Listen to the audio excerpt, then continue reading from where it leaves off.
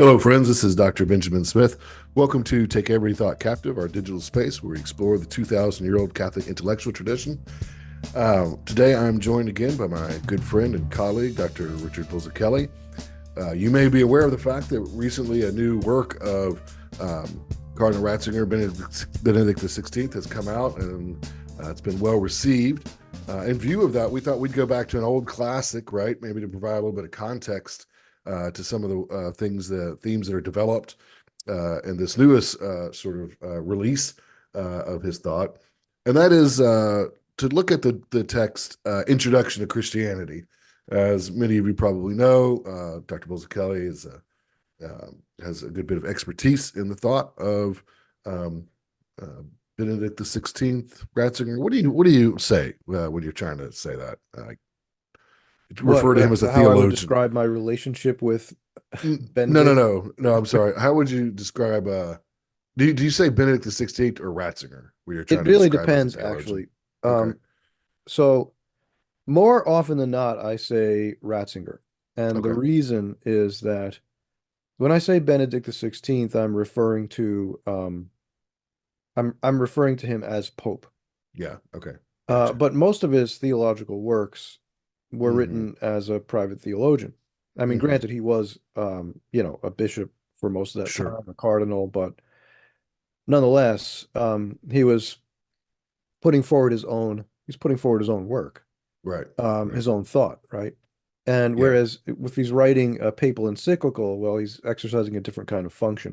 And That's it's not right. that those encyclicals don't reflect his thinking, it's just that he's not just experimenting with ideas the way he does when he writes a private theological work and says Mm-hmm. to people, well, you're free to disagree with me. Even Right. in his later works that were written when he was Pope, he actually he actually uses his own name in the authorship, right? He Okay. still reminds you that he is Joseph Ratzinger, Right. Right. and Right. he explicitly says to his audience, "This is just Right. my own private theological reflection. You're free to Mm-hmm. disagree with me." Right. Right. That makes sense. So That's most of the and time, I again, say yeah. Ratzinger just because that's where the preponderance of his work is. Sure, sure. That makes sense. That's good. And it's good that he, being, a good theologian makes these kinds of important distinctions. Um, so I'll say Ratzinger here. So Dr. Bulzacchelli has a lot of expertise in the theological thought of Ratzinger.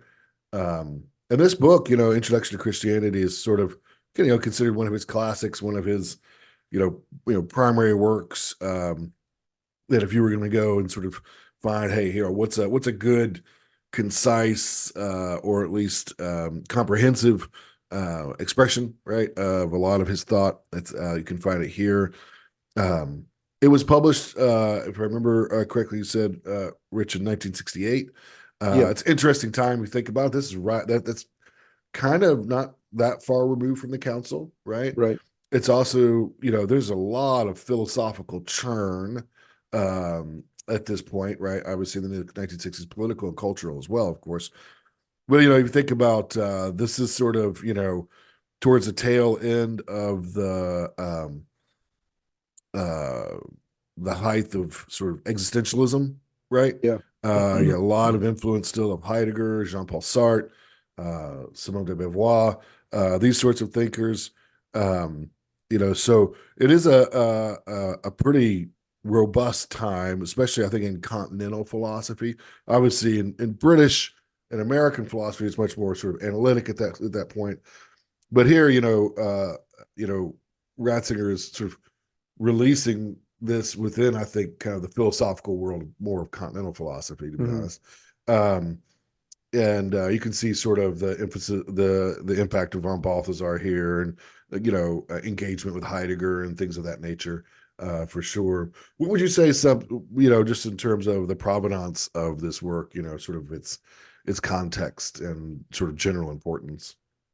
Yeah, well, I would say so. Here you are, and again, is in the aftermath of the Second Vatican Council, Mm-hmm. and the world has changed shape pretty dramatically in the few years Mm-hmm. since the council had opened in 1962, Mm-hmm. closed in 1965, and by 1968, 1968, that was that was when Humanae Vitae was written. So already there had been a Wow. Yeah. commission to address the question of contraception. Hmm. And that particular question was, that particular question was really controversial, right? Sure. At the time it was being done, there were a couple of different committees that Pope Paul VI had put together to address that matter. And they came back with the wrong answer. Mm. And so Paul VI kind of, scrapped that, right? And went in a different direction, influenced by figures from Poland, like Karol Hmm. Wojtyła. Gotcha. But that just gives you an idea of what the world was like at the time this Sure. book was being written. Could you still have a coherent philosophical and Christian understanding of God? Hmm. Hmm. Is that even a possibility for modern man? Hmm. Um, we had got to the point where people began to define themselves seemingly in opposition to the idea of God. Hmm. That, Sure. right, that in order for me to understand myself as a free person, right, someone able to determine my own acts and shape my own future, I could Hmm. only do so if I'm not hemmed in by definitions of my nature that come to me Right. some some omnipotent being. Right. Yeah. Yeah. Sure. I mean, I've always appreciated actually Jean-Paul Sartre's expression of this, right? That if God exists, I cannot be free, right? Uh-huh. Which is a really interesting view, right? I mean, his view is if God exists, then essence precedes existence, right? And your this sort of divine ideas sort of block me in, right? Right, right. To a particular plan or a particular schema.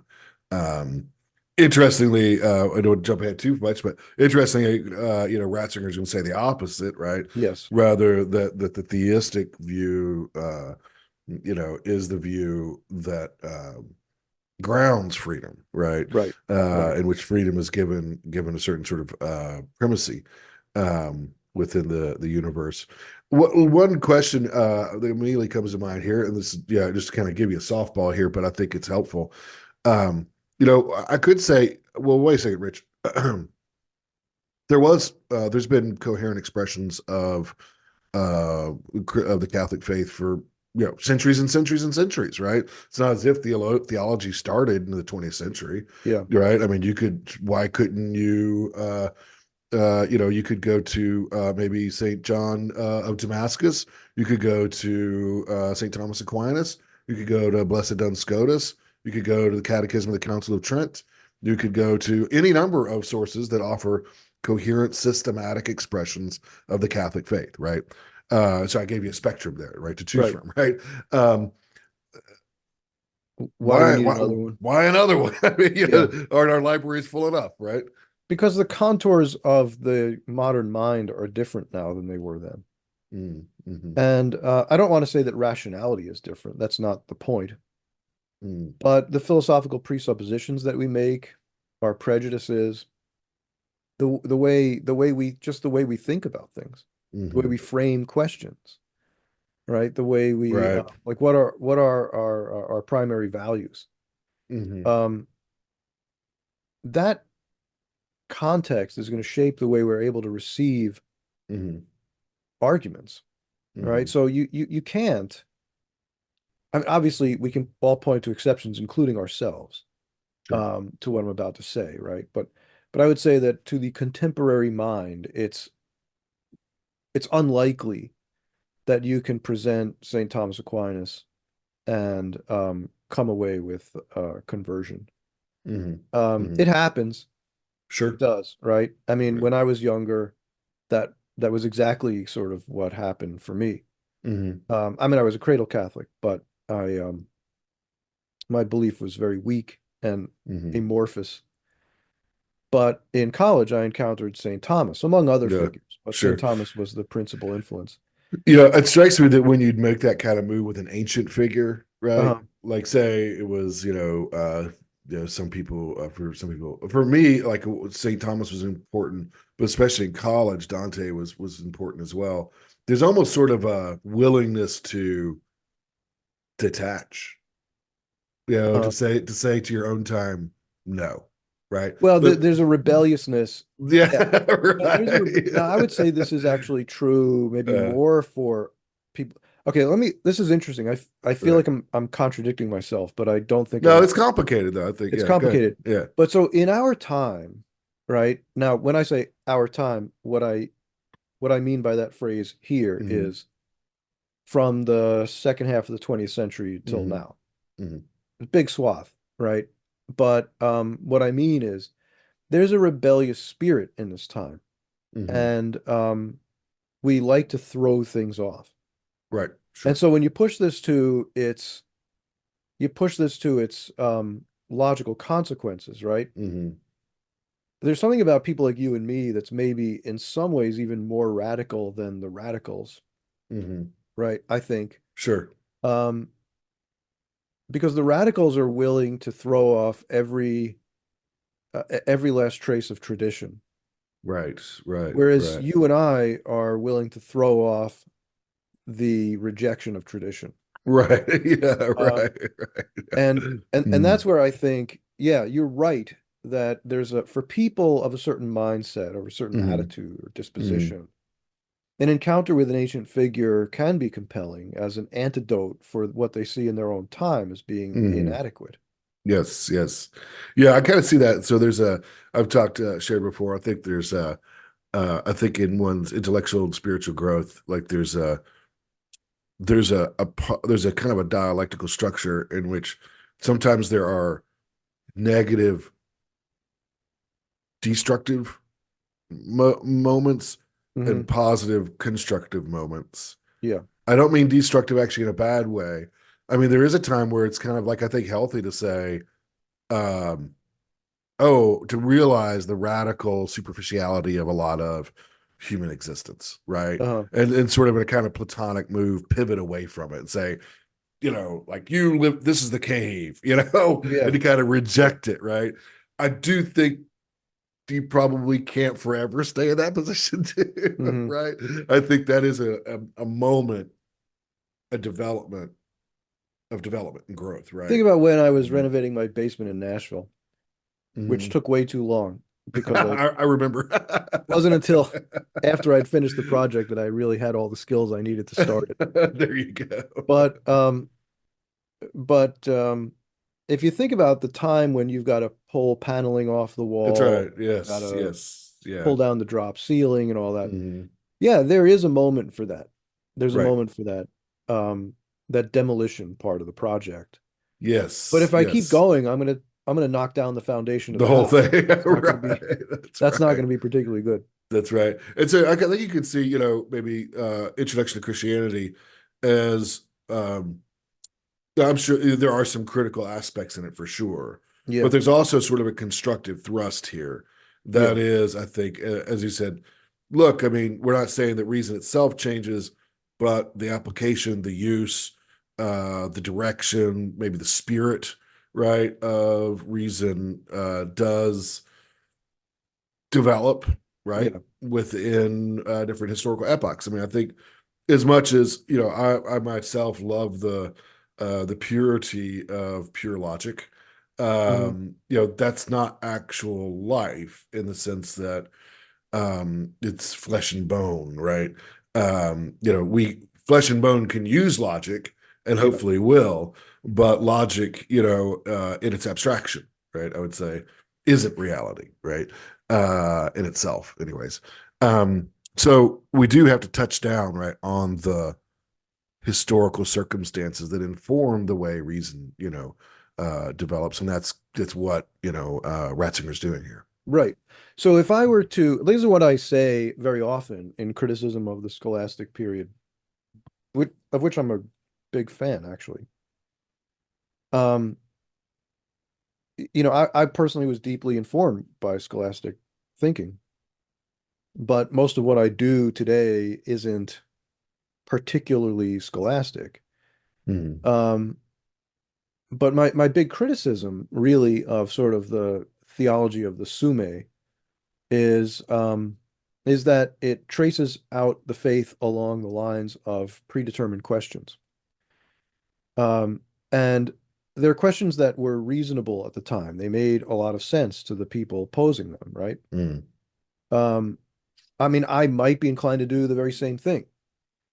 Sure. To outline a work asking Right. a question, then another question, right? I might be inclined to do that.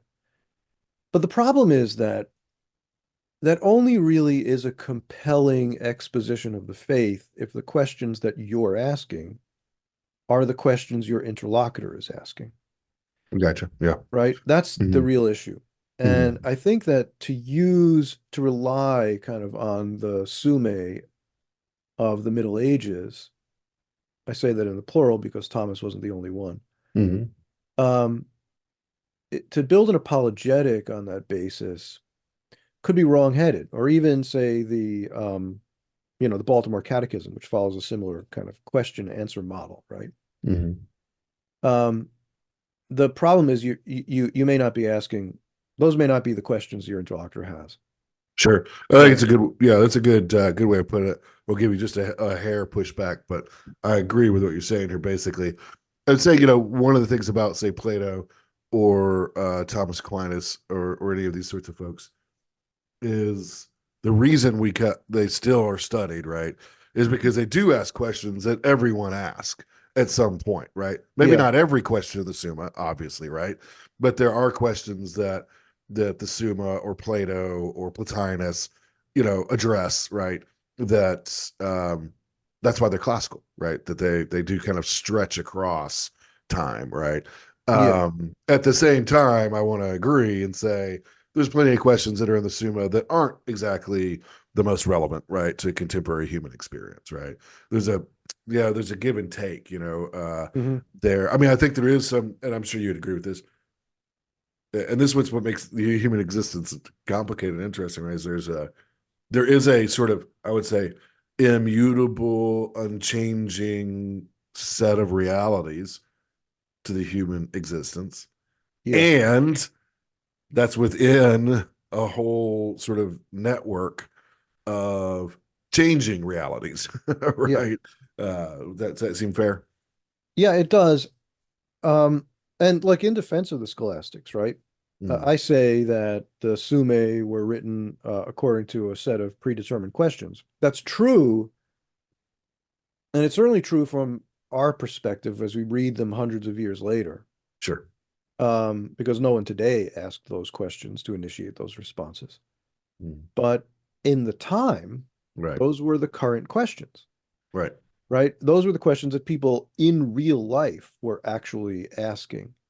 And maybe Yeah. the Right. the theologian here is refining the question in that Mm, rabbinical way that you want to ask the right question, the question that opens to the answer you actually seek. hmm. Um, so five different interlocutors might ask a question that kind of beats around the same bush, Right. Right. but but the master will kind of refine that question, right, and point it in the Sure. direction that everybody seems to be wanting to go. Yeah. Um, that's what happens in the Sume, right? So in their own Hmm. time, they are contemporary works. They're Sure. not just frozen things, right? Right. Right. But Right. they are nonetheless at this point 700 years old, Sure. Yeah. right? And I think the you're talking about distinguishing these epochs in terms of like what is the question, right? Yeah, Is a good way of doing it. And I think I just noted a version of that. You could say picks out a modern experience in existence, which is a question of freedom, right? yeah, So you could say, with Jean-Paul Sartre, if there is a God, then we are not free. And obviously Ratzinger would say, if there is not a God, there is no freedom, right? right. Or only if there is a God is there freedom, right? Um, and there, right, what comes to the fore is, well, what is it that modern man is concerned with? Well, he's concerned with freedom, right? Yeah, That is a central question. Ratzinger and Jean-Paul Sartre have opposite answers to it, right? But that's a central question, right? For um, uh, the sort of modern zeitgeist. yeah, that's right. So there's a whole set of challenges, right, that we face, and this is kind of the first part of the book, Introduction to Hmm. Christianity. Before he actually gets into the discussion of the Christian faith, like expounding it, right, on the basis of the creed, there's this whole part of the book that deals with basically the preambles, Right. all right, and so what do we mean by God, and what's the challenge of believing in this sort of thing? What are the implications of believing it, and why is that? What are the pros and cons? How does the modern mind actually relate to this question? Mm. Now, I would say that from Ratzinger's time to ours, obviously many things have changed, right? I mean, Yes. Mm. The 1960s. 1968 to now is like It begins to 55. seem like a farther and further time ago, right? Yeah, it does. But I would say that the book, maybe what makes the book so important for Hmm. us, like enduringly significant, even now, is that Ratzinger, in his genius, I think correctly perceived that we had entered upon the period of postmodernism, Mm. that we were no longer in the modernist period. And so the frame here isn't anti-modernism. Let's see. Right. It's an engagement with the postmodernist mind. Hmm. Does that make sense to you? Sure. Yeah. Yeah. I mean, I think there's some, pretty uh, challenging questions in terms of historiography here with thinking about late modernity and its relationship to postmodernity. But in Mhm. general, I think that that's correct. Yeah. I mean, So, Kant isn't the primary interlocutor, right? At this point, right? Um, in terms of secular sources, yeah, as right? you mentioned, right, we're talking about the existentialists, the French Hmm. existentialists, right, Sure. and some of the German, Hmm. but the like Heidegger was immensely Sure. Yes. influential. Yes. Yeah. Yeah. So I think, yeah, you've definitely pivoted from that sort of Kantian post-idealist or sort of late idealist um, sort of European dialogue, right? Debate Hmm. to sort of a post-idealist world. Yes. Yeah. I think that's good. Right. So in this existentialist world, Mm. the I wanted to find my own essence, Right. right? Sure. Yeah. For me, I don't mean me really, but Mm. for Yeah. me, the Sure. modern man, the contemporary human being, Hmm. um, my sense of freedom is my ability to be who I want to be, Mm. Hmm. right? To be even what I want to be, to Hmm. define the parameters of my own existence. Hmm. So if there's a nature given by God, if there's a structure to reality that's given, Right. imprinted into it, I have nothing to say Right. about it. Right. It Yeah. it places constraints. Yeah. You're not truly an individual. You're not truly a self. You're not truly free. Yeah. Yeah. That sort of thing. Yeah. Yeah. So that is sort of maybe like probably one of the primary um, obstacles, challenges, right? That Christian faith confronts, right? Especially as Ratzinger's writing Introduction to Christianity. And that, yeah, that contributes to sort of, I guess, the difficulty, right? The obstacles that one faces, right, in presenting the Christian faith. Um, the he opens in this chapter one. He has well, I think it's a very interesting opening where he compares initially the theologian with a clown who is sent to save a burning village, Yeah. right? And it's not meant to be, I think, a derogatory necessarily of the theologian in himself, but meant to sort of describe the position, right, that the theologian finds himself in. If you don't mind, I just want to read a little bit of Yeah. that Go ahead. because I think it's a nice entree into what he's going to do here. So to begin chapter one, anyone who tries today to talk about the question of Christian faith in the presence of people who are not thoroughly at home with ecclesiastical language and thought, right? So presenting it to sort of an outside audience, right? Soon comes to sense the alien and alienating nature of such an enterprise. He will probably soon have the feeling that his position is only too well summed up in Kierkegaard's famous story of the clown and the burning village, an allegory taken up again recently by Harvey Cox in the book The Secular City. According to this story, a traveling circus in Denmark caught fire. The manager thereupon sent the clown, who was already dressed up and made for the performance, into the neighboring village to fetch help, especially as there was a danger that the fire would spread across the fields of dry stubble and engulf the village itself. The clown hurried into the village and requested the inhabitants to come quickly as possible to the blazing circus and help put out the fire.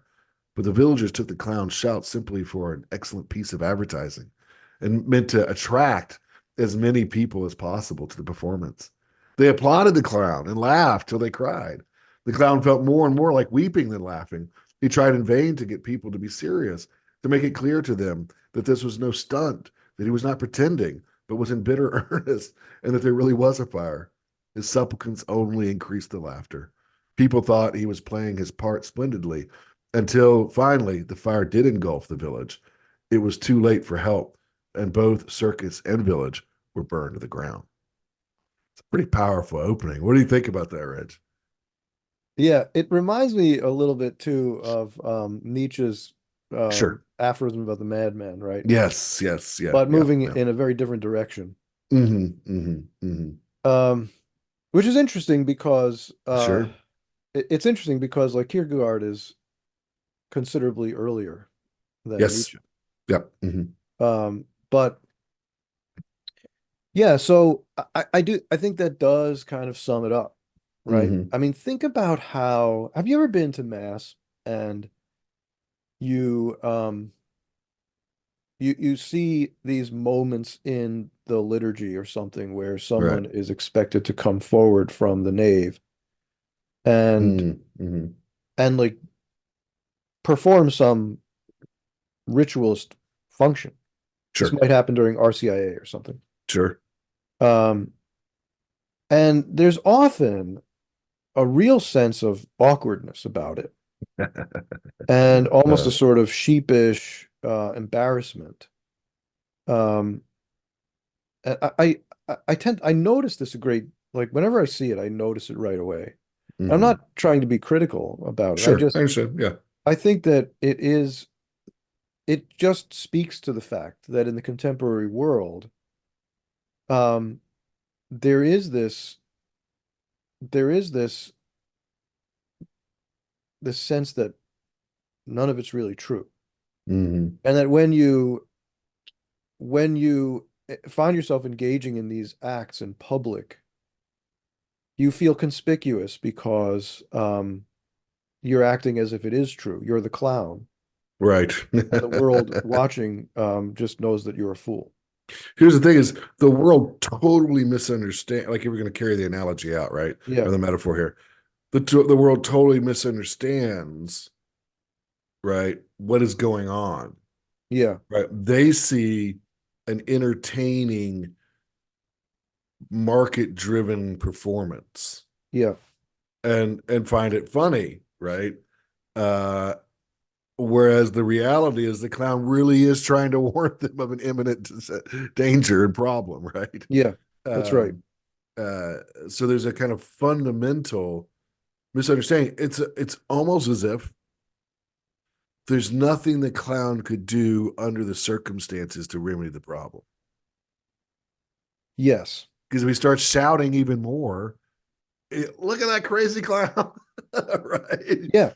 And right. So, and by the way, the my reference to contemporary liturgy, right? Mm-hmm. Um, you notice that in many places, Mm-hmm. I find this really common in Texas, by the way. Um, at the end of Mass, the congregation will applaud. Interesting. Yeah. They're applauding for the choir. I see. Which gives you the sense, right, that they obviously they missed the point that liturgical music is part of the ritual of the Mass. It's not a Sure. performance. Yeah. Well But intended, it I'm speaks to sure. this issue But of the yeah, right. clown, right? Yeah, right. Yeah, sure, sure. So, yeah, there's nothing he could do under the circumstances to actually show them what's going on. Mm, Um, what he has to do is stop being a clown, right. right? Right. Yeah. And that I think is what Ratzinger is trying to do Sure. in the opening pages of this book, Right. right? He's So, saying, well, yeah. I'm not going to come as the clown. I'm not Right. going to come with the same old, um, you know, the tired repetition of previous formulations. Hmm. And in the post-Vatican II period, that's a that's kind of the standard theological line, right? Is to Uh, avoid just stale repetitions of prior formulations. Now, I think sometimes those old mm, formulations are just necessary and correct, uh, sure. but I understand the point, right? Yeah, I understand the point. I wonder if that isn't a little too much 1960s zeitgeist itself. Yeah, well, it's I'm 1968. yeah, I'm never bored of saying the creed. The creed never bores Oh, me. okay, but All right. And yeah, and but I recite it every week, and during my own piety, I would say it every day, and or say when I recite the Lorica of St. Patrick or something like that, right? right. Those are ancient, well-worn things, and I never find them boring. Okay, so I think Ratzinger would be right on board with that. I don't think he Okay. thinks that's the boring part. I don't Okay. think he thinks that's what needs to be changed. Hmm. I think what he thinks need to be changed is the way we actually kind of explicate that to people. Okay. Um, so the in fact, the second half of the book, Introduction to Christianity, is Mm-hmm. about the creed, right? He's interpreting the Sure. content of the Sure. creed. Right. Right. But Right. he's doing so in language that the contemporary interlocutor is likely to understand and to, I got you. right? It's he thinks these are it's speaking to the questions that this person has Hmm. in the modern world. Hmm. Um, so I think that even this idea today, this idea of eschewing stale repetitions, right, of old formulas, I think that in itself has become a trope. But Hmm. but at least at the time of Ratzinger, I think there was this sense that in order to reach the contemporary person with the faith, Right. you had to explicate it in ways that were just different. The Sure. framing, Hmm. again, that doesn't mean that the content you're explicating is different. Sure. It's Sure. that the way that you're actually casting it philosophically is different. Right. Right. So you could say something like, "Look, um, the Catechism of the Council of Trent is a wonderful catechetical instrument of its time. Um, spoke well to the situation. Um, for many, might still have some relevance and interest, right? But in the larger picture, right, you know, whatever we may appreciate about the Catechism of the Council of Trent, it's not tuned into, right, modern experience, modern language, the modern sort of experience, right? Yeah, the phrase that Ratzinger uses frequently in his Mm-hmm. writings, right, is he'll say things like that this particular way of casting the problem makes this issue in the faith comprehensible once again, Mm-hmm. Mm-hmm. right? So he'll talk about um, soteriology or eschatology, right? Sure, And sure. completely reframe the whole problem. Mm-hmm. And he'll say that now, if you look at it this way, it's comprehensible to the contemporary person, whereas Mm-hmm. before, in our older language, it just didn't make sense to modern men. Mm-hmm. Right, right. I got you. One of That's the issues interesting. that Yeah. comes up Yeah.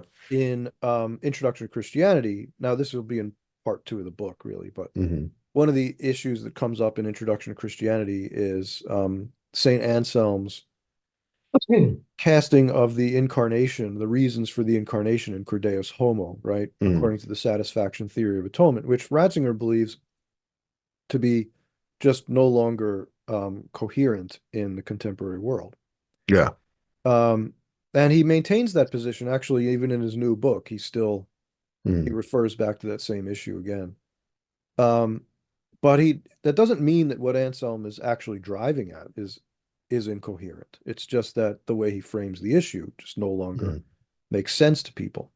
Yeah, I'll be honest. I'll say I've never run across an account that makes more sense to me than Ansem, but I'm a bit out of the mainstream when it Yeah, comes you to are by modern your own experience. definition a That's curmudgeon, right. Yeah. I mean, the a satisfaction theory is retrograde. that's right. That's right. The satisfaction theory has always made the most sense to me. But regardless, I do understand the point, right? I might disagree with him on that example, but even if I were to try to argue for Anselm's position, I think I'd have to argue for it in sort of ways that were I couldn't just repeat Anselm, The right? feudalist, Right. aristocratic, monarchical Mhm. paradigm that's being used is just like not the frame of mind of the contemporary person. Yeah. Yeah. I would push on on the issue of justice, like framing it in terms of justice and injustice, disobedience and punishment. Um, Still has a little purchase, I would say, for people, but I grant, Uh-huh. that it doesn't have as much purchase, maybe, as Yeah. other ways that people want to explain the incarnation. Even so, like let's say that you're particularly fond of Anselm on that point, right? Um, that's fine Mhm. for as a private theological Sure, position, right. but Mhm. if we have a mission in the church to Mhm. if theologians, right, if theologians in particular have a role to play in articulating the gospel to the contemporary person, right, and Mhm. making it and doing so with a charismatic value, Sure. right, that they would be inclined to believe. Um, then if you ask a question of efficiency, right, could Mhm. I bring Anselm to the contemporary person and make it really sympathetic to them? Mhm. Maybe, Mhm. but You'd have to do some work. I have to do some work. And here's Yeah, the I agree with thing, that. Yeah, Anselm, in his own time, Anselm is trying to do the very thing that I should be trying to do. sure. He's Yeah, not interested in making his own position sympathetic. He's right. interested in articulating a position which would be sympathetic to Mhm. the people he's trying to bring the gospel to, Sure. right? So he's Yeah. really trying to bring the gospel to people of his own time. I agree with that. Yeah. Yeah. I like, on this point, I like, very different theologian, uh, uh, Lonergan's, assertion, right, Mhm. that one of the primary tasks of the theologian is to mediate, right, between revelation and culture. Yeah, yeah, yeah. And I Right, think that's a pretty apt, saying there. right. Yeah, and that's what Ratzinger's trying to do, Sure. Yeah. right? So he I think finds you're himself in Western European culture of the sure. late 20th century. Hmm. Um, and if you're the guy, trying to alert the world that it's burning down, Right. um, how do you need to present yourself? How do you need to present the Hmm. problem to them? So he kind of casts it in terms of really an option, right? Okay. Um, I know that after John Paul II, people sometimes recoil against what we call fundamental option theory. Sure. Um, but just in case someone in my audience is being, really sensitive to that particular issue, Hmm. I want to point out that when John Paul II is talking about fundamental option theory in Veritatis Splendor, he's talking about some forms of fundamental option theory, right? He's Sure. not really. So it's a broad concept, fundamental option. Mm. Well, it seems to me what Ratzinger it, uses yeah. fundamental option Mm. language quite a bit, actually. It's Mhm. just that it's not the moral question. It's not the moral theory that John Paul II is criticizing in Veritatis Splendor. I think that's correct. I would rather see him as engaging dialectically and with his interlocutors, right, who are existentialists, right, who think about things in terms of, right, um, sort of radical choices, Yeah, right, and I think that's the he he is entering into their framework to some degree, yeah, right, um, and giving the opposite answer, yeah. right. What world am I going to Mm-hmm. live in? Mm-hmm. That's right. Right. That's right. Yes. Yeah. So, Yeah. so really, what he's doing, I can just say with it, Jean-Paul Sartre is really good on at this. I think for somebody to read on the opposite side, one yeah, thing he's accessible, right? uh, It's not like trying to read Heidegger. Heidegger is fantastic, okay, but Heidegger is very, very difficult. Uh, you know, Jean-Paul Sartre makes this point that, and there's something I think we have to sort of grant here that you know, uh, say you have a difficult decision to make, mhm, the person to whom or the source that you submit to, right? Or the norm, right, that you submit to on making that choice, right? Somebody, maybe a popular norm is, well, you got to make yourself happy. And uh-huh, the other norm is, no, you must pursue virtue in order to attain the beatific vision. Whatever one, right, you submit to, it's still you choosing which norm to submit to. right, right, Right. And so there's still sort of, there is you could say, well, I didn't have any choice. I had to follow the path of virtue because that's what the Catholic faith teaches. Well, what Sartre would say is, well, you didn't have to follow the Catholic faith, right. right? You were free to go You, elsewhere, that's right. go in You the other direction. chose to submit to that as a Right. norm, right? And that's the kind of radical choosing, right? Yeah. Options, right? That Jean Paul Sartre is talking about, and that Ratzinger is trying to give a rebuttal to. Yeah. So I think, for Ratzinger, the question is, which world do you want to live in? Mm-hmm. Right. Yeah. Um, and and in this way, even though he's talking to the contemporary interlocutor, he's Mm-hmm. actually taking a really, really ancient approach, Okay. right? I mean, going back to the Old Testament, to the story Mm-hmm. of the garden, Mm-hmm. right? To the discourses in Deuteronomy, all the way through the entire Bible into the patristic period, right up into the Middle Ages. The question is the two ways, Mm-hmm. right? The way of life or the way of death, the way of wisdom, the way of folly, the way of righteousness, the way of debauchery. Which way do you wish to go? Mm-hmm. And that's kind of the way that of course that's what John Paul II was doing in Evangelium Vitae, the culture of life, the culture of death, borrowing right out of the Didache from the first century, right?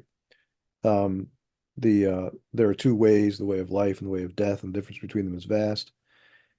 This is kind of what Ratzinger's doing, but he's not casting it quite in those terms. He's really sort of laying out the existential options about what I can assent to intellectually. Right. Or Mm-hmm. what if I make this metaphysical statement or I deny that metaphysical statement? What are the Mm-hmm. implications, right? What kind of world do I live in if I opt for a world in which logos is supreme, or a world in which, say, the transient Mm-hmm. is Mm-hmm. supreme. Right. Right.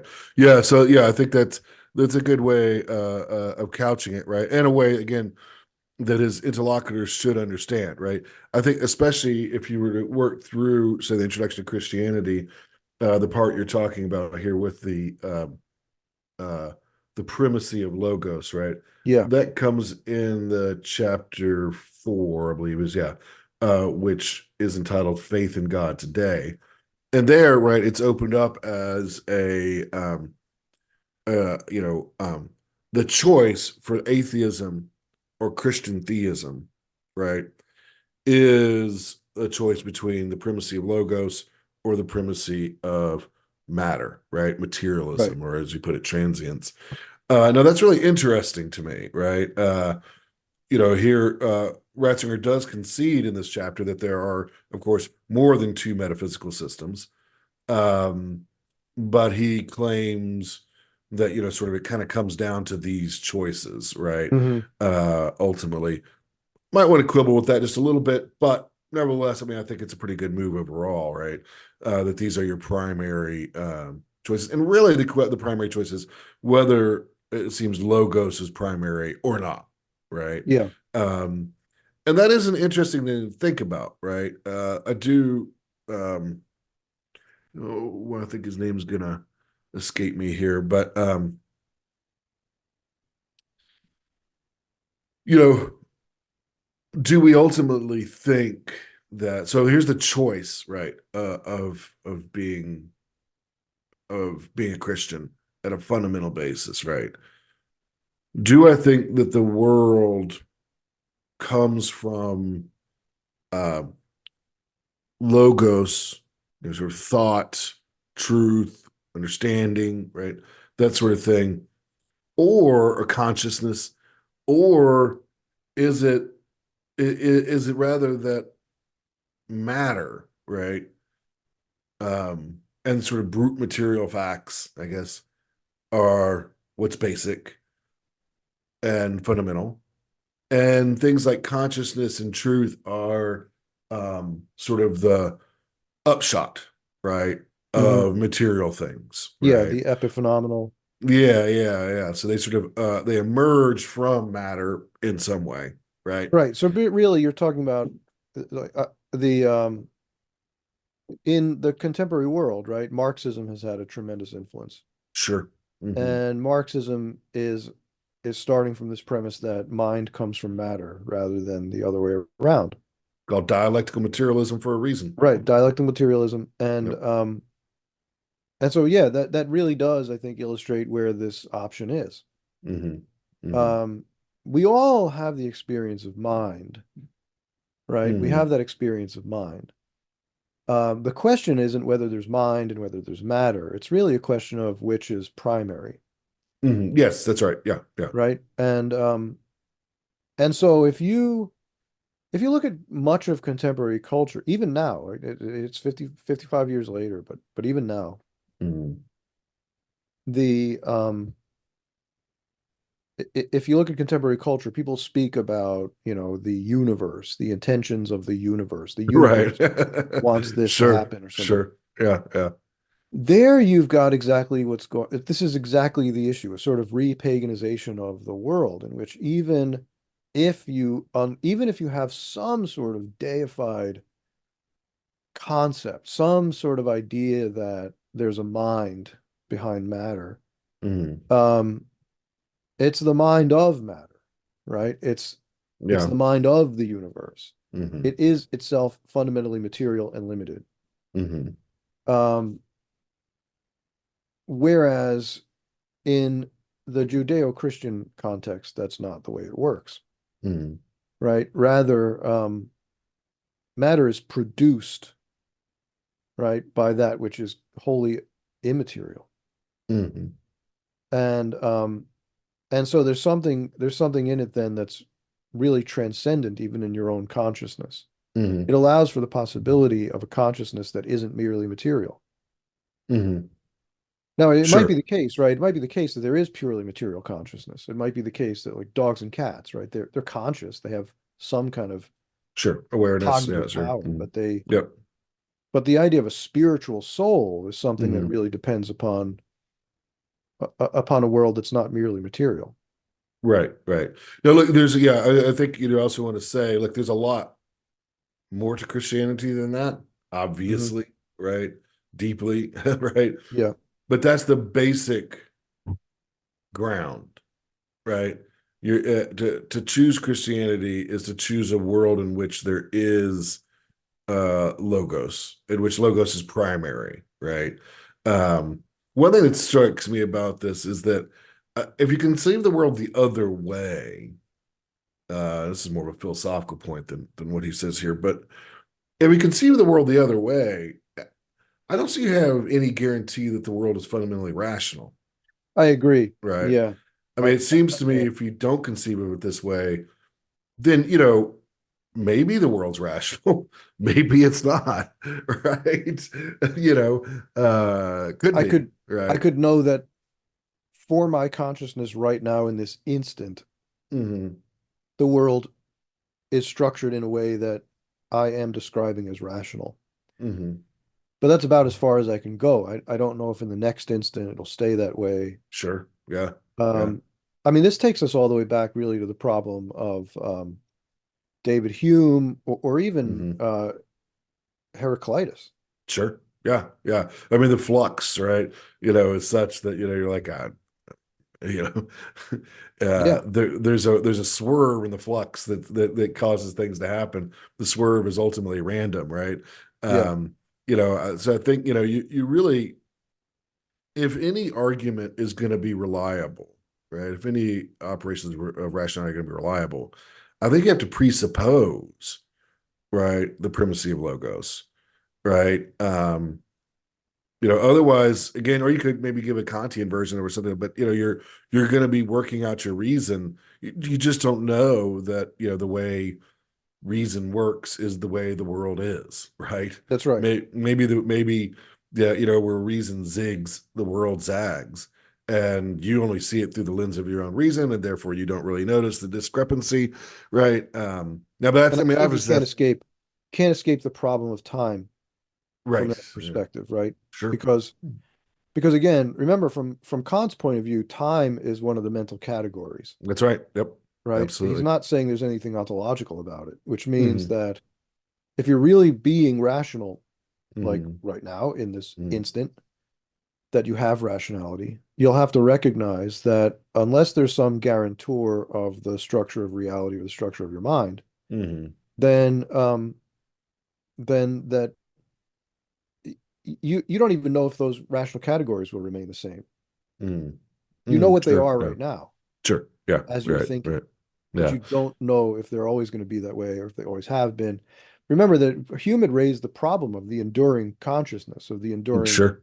identity, right? Yeah. That's right. Um, and um, and Kant's way around that problem is the categorical model, right? Hmm. Hmm. Um, so he's aware of the fact that time can't be understood as ontological here. It has to be understood Hmm. as a category.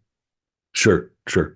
So yeah, absolutely. Yeah, I think that's correct. To bring us back then to what Ratzinger is saying here, right, is one way you could put this, right, is that to accept the God and Christianity is at a basic level to accept the intelligibility of the Of the rationality of world. the universe, of the Yeah. world. Yeah, something like that. Um, at a more basic level, how would you put that in terms of using this as an instrument to make faith more intelligible to modern man? I mean, is that it? Is one of the ways of doing this saying, look, actually, Christian faith involves an option for a worldview in which reason and science are reliable, and Yeah, therefore this should be an option that is open to you as a man of reason and science. I would say so, and I would go further and say that the denial of it Mm-hmm. should be the denial of it should strike you, if you want to live in a rational world, Mm-hmm. should strike you as kind of really deeply problematic, Sure. right? You lack the guarantor Mm-hmm. of the very thing that you want to adhere to.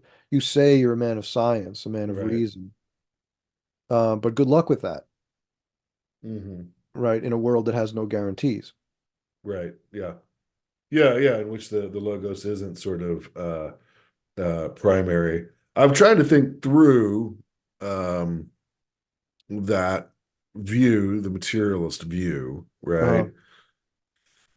Uh, And I mean, it always ends up to me saying we kind of end up in sort of a weird position where there's you know random of inexplicable random events, right? Seem to be the ultimate explanation. You yeah, that's know? right, which is really no explanation, Yeah, that's right. It's right? If no I say explanation, it just happened, and I don't know why, and we can't say why, yeah, right? Um, and then the rest of the universe is deterministic, right? So you have this weird blend of randomness and determinism. Right. And the argument is, look, it's a weird blend of randomness and determinism. So why do you have any confidence in the determinism?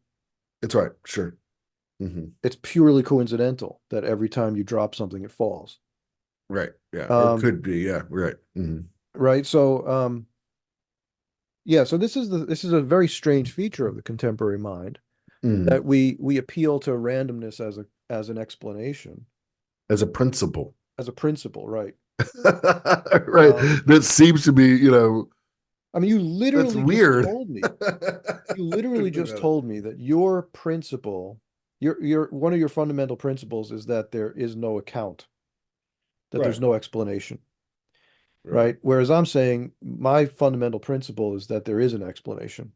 Sure. Yeah. Yeah. Um, Absolutely. so I mean, by default, I win. Like I just won the argument because you just admitted you had no explanation. Hmm. So on the other side of it, what is at stake here? Like, okay, if in a certain way, the way we've just described it, it seems the most sort of blazingly obvious, reasonable option Yeah. is to go with theism, right? The primacy of logos, right? What's at stake for the person who sees it the other way and this is like, no, like, uh, like this is not a legitimate option. Yeah. Now, Okay. admittedly, So I want to say one thing I do think needs to be brought in a little bit is uh, there are a lot of just superficial people out there who yeah. haven't gotten to the point where can take they can take this seriously, right? You know what I mean, Hmm. right? So, but setting that aside, take like the serious person, Yeah. There are a right? lot of intelligent people. Of course, yes, Yeah. yeah.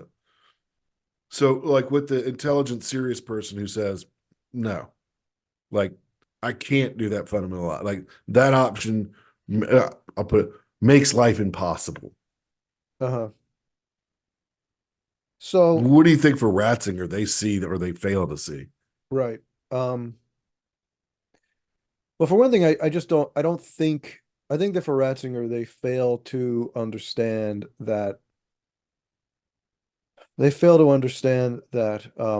very rationality of the universe is at stake. Sure. Okay, I think they just don't see that. Mm. Um, now, I think that as far as affirming the existence of such a God, what they find unacceptable about it is that it seems that it doesn't take account of the variability in the world. Mm. Um, I think that for them, I mean, I'm basing this response to some extent, on the people that I've personally known who've held views like this, right? Mm. If I understand their positions correctly. Um, when you and I look out the window and we see consistency and form and similarity, right? Um, they don't. They see that things kind of, in some ways, happen to resemble each other, but that the most fundamental thing is difference. Mm. Um, and I think they're comfortable saying that, that difference cuts all the way into human nature, what we would call human nature. Fair enough. Yeah. Um, and they might say that there isn't really any, human nature as such. There's just Hmm. people, individuals, right? Right. Right. Um, each one to be understood on his own terms. Uh-huh. And that for them, this is a valuable thing. This is they don't want to lose the ability to say that I'm encountering not a kind, but an individual, a Okay. distinct, new, unrepeatable reality. And you could see actually the sensitivity to this view Uh-huh. is you could see this in the writings of John Paul II, Karol Hmm. Wojtyła, right? Because he Hmm. he emphasized he spent a lot of time talking about the unique, unrepeatable individual. Hmm. And I think he's getting at this idea that that's a value today for people to be able to see Yes. that. Yes. Yeah. So it's interesting because I think you're correct about Carol Wojtyla, but it's also here in Ratzinger, right? So Yeah, later on in this chapter, as he's developing it, one of the things he sort of transitions from the primacy of logos to person, right? And he sees that as a tract or a trajectory, I should say, where you come to realize that in saying that logos is primary, you're saying that person is primary, right? yeah, And that in a way that this allows for love and freedom to be sort of at the roots of the universe. Um, but see, the person, it seems to me, the agnostic or the atheist is saying that's exactly what theism doesn't do, yeah, right? That theism make like so here, I'll put it this way. There's a lot of philosophical argumentation. Let's just say I'm a serious atheist. So I'm gonna play that role. Maybe. But there's a lot of philosophical argumentation there that really, if we're honest, we don't know the final conclusion to. What I do know is that I value myself and the people around me, hmm right? And that they matter more to me than some God who may or may not exist, some metaphysical logos that may or may not exist. I don't know whether materialism or logos is primary, but I know that I exist and that I value myself and those around me. And I want to live for them and for that. yeah, How would you respond to that? yeah. So, Or how would Ratzinger respond to that right. sort of objection? I would say that, for him, the very idea of an other as an ultimate value presupposes the idea of ultimate otherness. Okay. Gonna have to unpack that a little bit there. Yeah. So yeah, so for Ratzinger, Mhm. this comes out more in the second half of the book, but Okay. because now we're getting into like the logic of Christianity. Sure. And so it's more than just the God of the philosophers as he describes it, right? The God of the philosophers is simply the ontological account of the world, that Hmm. there's things make sense in the world, things are consistent, there's a cause for all things, right? There's an ultimate source of being that's totally transcendent of the limitedness of the world. Um, but the God of the Bible is the God who reveals himself, the God of relationship. Uh, and so for Ratzinger, the idea that the very logic of the world is a logic of relationship, a logic of love, Uh-huh. I see. I see. is dependent upon this idea of a self-communicating logos. Right. Right. Yeah. So my sort of objection here, which is an objection I've heard, and I think is an interesting one. One of the reasons it's interesting is it concedes the possibility of what you're saying, but just says, look, we don't actually know, right? There's these huge questions and we don't know them. So there's an agnosticism here, right? There's Yeah. kind of moderate skepticism. But I do know this part about my existence, right? But I think what you're arguing, if I understand correctly, is that the very ground to which they are retreating, which is sort of interpersonal respect and communion and value, right, is in fact um, what is most highly and deeply realized in the Christian worldview. Yes. Okay. Yeah, I think it's a powerful answer. And I would say too that one thing to remember is that Ratzinger, by framing the issue in terms of ultimate option, um, he's avoiding the need to demonstrate conclusively Mm, on the basis of philosophical argumentation mm, that this mm. assertion is correct, That's good. Yeah, that's right? So good. Good point. he's saying, look, I get how you find that, if you want me to demonstrate something philosophically in your mind, that may mean that I demonstrate it mathematically, apodictically, but I'm not claiming to be able to do that. But Hmm. I am holding out to you an option as reasonable as any other option that you might make about your life, right? Just Mm, as if you believe yeah, your mother loves you, yeah, yeah, right? Um, it's as reasonable as that. yeah. And interestingly, what those decisive right is that it embodies at a higher level the very values that you actually do adhere to.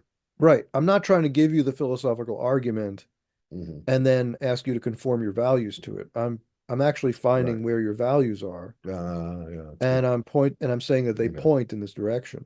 Hmm. Hmm. Yeah, that's interesting. That's a good move. It's not though maybe as novel as one might think. Right. There are a good number, any number of dialectical Platonic arguments, right, that work in that fashion, Hmm. right, where Plato shows, well, what the interlocutor wants is what's really desirable, right? Yeah. And then shows that, well, what you're going after isn't what's really desirable, so you're not actually doing what you want to Yeah. do, right? That sort of thing, right? Uh-huh. But here's a higher way. There's an object of this desire that you haven't seen, right? And so I'm going to Yeah. bring that into view, right? That Right. sort of thing, Yeah, right? and Ratzinger's thinking is this is one of the features of his thinking. He Mm-hmm. is as surprising as Plato tends to be in Mm-hmm. this way, right? Sure, The way that right. Plato has this unexpected, Mm-hmm. he comes up with an unexpected solution, right, to a Mm-hmm. problem. Yeah. Ratzinger is very much that way. Mm-hmm. He lays Mm-hmm. out all these points that seem to be pointing in one direction Right. because he's giving the argument of his interlocutor, right, which is Sure. pointing over here, and then he kind of rearranges the board Right. with the Right. same pieces, and he says, "But no, it actually Sure. points over Right. here." Right. It's one of the I know we've gone long here, so we'll just start to wrap up, but a couple of just quick resonances that I might note, and then I'll let you conclude for us. Um, reminds me a little bit of some of the best parts of C.S. Lewis, Yeah. right? Where Lewis, talks a great deal. I would say that arguments and evidence were important stages in Lewis's conversion, and he says so himself. Hmm. But he says there was that, like those were sort of preludes, right? That the moment was when he became convinced that his desire for transcendent love had a real object, right? Uh-huh. And that like that experience of being utterly convinced, right? Now he called it joy, right? That Yeah. is that that desire, he says, that we have for infinite love and goodness has a real object, right? And so for him, right, it was realizing that was in fact the Christian God, right? Yeah. Yeah, I think it's very well stated. One other resonance, not to me, would be a little bit on the side of William James, right, Uh-huh. who argues a very different tradition, of course, not at all historically linked in any way, right? Except for maybe in deep antecedents in ancient philosophy, but no, direct historical connections here. But still, sort of, kind of resonates in a parallel way with the idea that it's a matter of um, you know, where does the what is it that you want to stake your life on, Yeah. right? What is it that you want to bet yourself on? And importantly, James, and I'm sure Ratzinger would agree with this, any old thing isn't worth it. Right. It's not as if just anything will do, right? In James's view. I mean, he says It one has of to the make things, life livable. It has to make it so that you can sure, get up in the morning and you feel and motivated to constructive action. sure, and one aspect of it being livable is it seems coherent or consistent and reasonable, right? Right. But that's a little different than proof, right? Yeah. And I think James does a good job of bringing that out. He's like, look, I can't just go for anything, right? If you tell me Hmm. to, plot down on living for the fairy queen, well, no, I'm not Yeah. going to It's do not a that, live option. Yeah, right. Like that's not coherent to me. It's not consistent.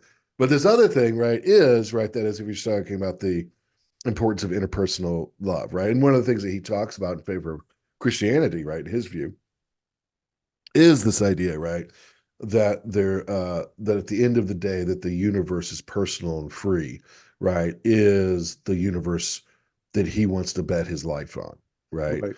And that it resonates more with his own deepest aspirations, and he thinks the deepest aspirations of his audience. Um, but in any event, those are just two resonances there. If you know, just if you were to give us a final kind of note here on the book, statement or maybe something by way of summary, Rich, that'd be great. Yeah, so I think that this book is one of the most important works of theology of the 20th century. Okay. Um, and I think the 20th century is often given short shrift by some more conservative Catholics. But I think unless Christ returns, hundreds of years from now, people will probably look at the 20th century as a golden age, similar to the 13th century. Okay. We had some really, really great thinkers at that time, important thinkers. And I kind of think that this book is going to have enduring significance for hundreds of years. Now, not everyone agrees with that, and I understand why they wouldn't. Sure. But I think so, and I think so because it comes at the dawn of a time where there's a fundamental shift in mentality in the philosophical current, Yeah, sure. and it addresses that shift. So that's kind of where that's my assessment of it. Yeah. I do think that it succeeds in making Christianity comprehensible to the contemporary mind. Now, obviously, it hasn't convinced everyone Sure. who's ever read it, but Mhm. but I do think that if you're a contemporary postmodernist sort of person, if you're a person who's driven by existential questions, and you're approaching the problem of belief and the problem of Christianity, this is the kind of book that you need to read. Yeah. Great. That's good.